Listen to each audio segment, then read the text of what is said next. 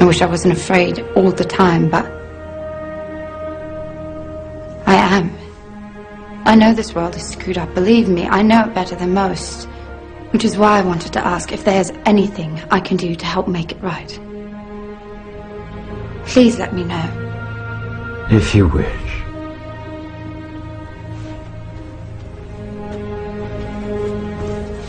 Fy bury, and you person fifus fisi. By the power of truth, I, while living, have conquered the universe. Personal motto? From Faust. That's about trying to cheat the devil, isn't it? It is. And speaking of the devil, I was wondering if your offer to help was still standing. Of course. It appears that unforeseen circumstances have accelerated my original plan. As a result, I'm in need of someone with some theatrical skill. I'll do my best. I believe you will. We are consciousness. All that is, has been, and ever will be. There is nothing to fear. Whatever happens, we are always that. Mind fears, because it's programmed to fear. When we're conscious, there's no fear in this. It's a shake of the head. Pathetic. Pathetic. Pathetic. And we need to do this. Compliance. We need to challenge that. Not with violence, not even with aggression.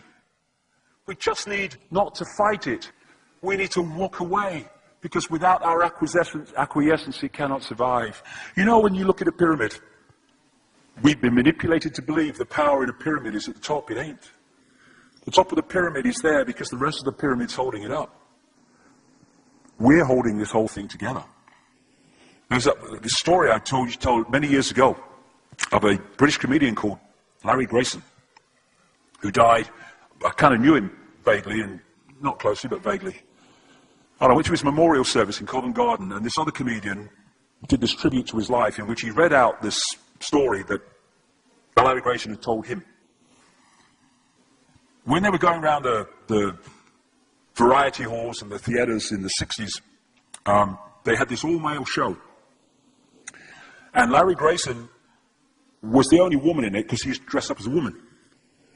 And he said that the end of the show, the last scene, all the sailors, all the men came on dressed as sailors, and they were singing Rule Britannia. You know, Rule Britannia, Britannia rules the waves. Oh, I'm very pleased for you. Okay? And as it built up, Larry Grayson would come on dressed as Britannia with the helmet and the shield, and he would be manhandled up the side of this pyramid to the top for the big finish. And he said one night, he said things seemed to be going rather well. He said, and then I noticed that a sailor in the bottom left-hand corner had got rather a cough. And this cough got worse and worse and worse to the point where the sailor couldn't stay in the pyramid anymore and stepped out of it. Larry Grayson, symbolic of this elite at the peak of the pyramid, ended up in the second row. And the elite, the power center, had done nothing to bring about this. One sailor, the bottom of the pyramid, had got a cough. And the whole thing collapsed. And I listened to that and I thought, my God, yes, that's it. We, the powerless people, are holding the powerful people up there, and they know that. They're terrified of us realizing that. Do you remember that movie, animated movie, A Bug's Life? A Bug's Life with the grasshoppers? And what happened was, there was these ants, an ant island as they called it, and these grasshoppers used to come every year and take all the food, and the ants had to spend a whole year gathering the food together for the grasshoppers because they were terrified of the grasshoppers.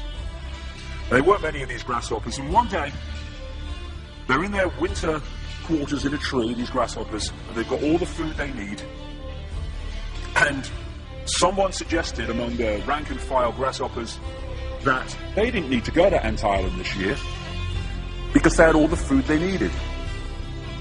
And then out came the leader of the grasshoppers to tell them the facts of life, and the few are going to control the many. It's a wonderful speech. If you ever can see that movie, A Bug's Life, I do recommend it. And he said, basically, They outnumber us 100 to 1. And if ever they figure that out, there goes our way of life. So we have to keep the pressure on, basically. We have to keep them working, so they don't figure out where the real power is. And that's why this network of manipulation works so hard to keep us in these states. Like I said earlier, what are people leaving foreclosed homes for? Foreclosed by banks that have caused the unemployment that lead to them having to leave their homes. Stay there, refuse to leave, make it difficult for them. Expose them for what they are. We make it so easy, the non-compliance. No longer will we just do it because we're told to do it. Is it just? Is it right? Okay, I'll do it. Is it unjust? Is it not right? I ain't doing it. We start to make the decisions on what we will and will not do based on our values and not some imposition from the dark suits. These people are gonna give me, grant me, or grant me not my freedom. I know all that is. You can't grant me freedom. No one can grant me freedom. I am freedom. It's what I am.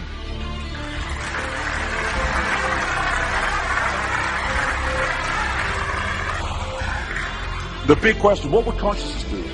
What would consciousness do in this situation? And when we ask that question, it really just changed the way we see the world. Not what would I do, mind, or frightened. What would consciousness do? You know, this is a great line. If it's not right, don't do it. If it's not true, don't say it. And what would transform this world overnight is if we started doing what we knew to be right in the situations we face, instead of what we think is right for us in the moment. Not what are the consequences for me, or what's the best thing for me, how do I get the best deal out of this? What is right? What is just in this situation? If we started making decisions based on that, the world would transform overnight. These are very simple things. If we want a world of peace, then we need to be peaceful. We don't need to fight for it. We just need to be peaceful, and we'll bring that about. If we want a world of kindness, we need to be kind, and then it will naturally unfold. We don't fight for kindness. As Martin Luther King said, it's a wonderful saying, piece of oratory. Cowardice asks the question, is it safe? Expediency asks the question, is it politic? Vanity asks the question, is it popular? But consciousness asks the question, is it right? And there comes a time when one must take a position that is neither safe, nor politic, nor popular, but one must take it because it is right. And when enough of us do that, what is right will manifest by definition. And we're in this position now where this vibrational change, this energetic change is taking place, where we can start cracking these eggshells, where we can start becoming the full magnitude of who we are, where we can be consciousness in the now, using mind to experience this reality instead of being governed by it, turning the key to let consciousness in. We're being offered this opportunity now. No longer can we say we didn't realize who we are, we didn't know we could do that. I was kind of waking up one day, and I saw this earth imprisoned, and I saw this big lock and a key going in and being turned. I went on the internet just very shortly afterwards. I was looking for a picture, not this one, and that's what I saw. The picture I'd just seen in my half kind of sleep. And that's what we're being offered the chance to do now, to turn the master key called becoming conscious that will bring an end to this. It's being given to us, we just need to take it. And to take it, we need to say enough.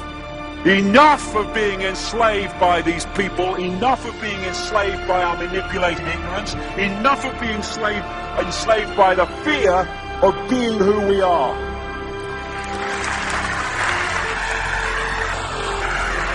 Enough!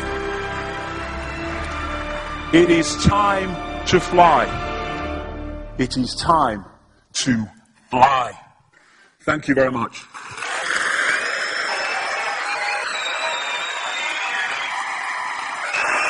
Thank you. Thank you very much. Thank you.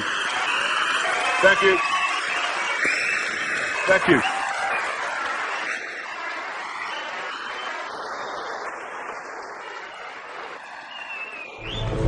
Enemy is approaching fast, requesting orders. General, what should we do? There's no response from command or from party leader Creedy.